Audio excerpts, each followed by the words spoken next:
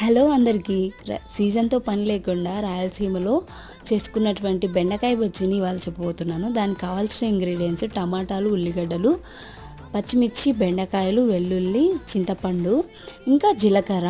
వీటన్నిటిని ఒక గిన్నెలో వేసి మిక్స్ చేసేసుకోండి. లాస్ట్లో జీలకర్ర వేసి బాగా మిక్స్ చేసుకొని పసుపు కూడా యాడ్ చేయండి. వీటన్నిటికీ చాలా తక్కువ వాటర్ పడతాయి. తక్కువ వాటర్ వేసుకొని మూత పెట్టే ఉడికించుకోవాలి. ఎందుకంటే ఇది ఆవిరి మీద ఉడుకుతుంది కాబట్టి నేను కొంచెం ఆయిల్ యాడ్ చేసినాను.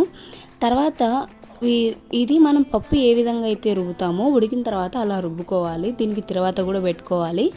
తిరువాతలో కొన్ని వెల్లుల్లి ఎక్స్ట్రా యాడ్ చేసుకొని తింటే ఉంటుంది, మంచిగా ఉంటుంది అనమాట. ఫైనల్గా అయితే టేస్ట్ చాలా అంటే చాలా బాగుంది. అసలు ఎంత బాగుందంటే చెప్పలేనంత.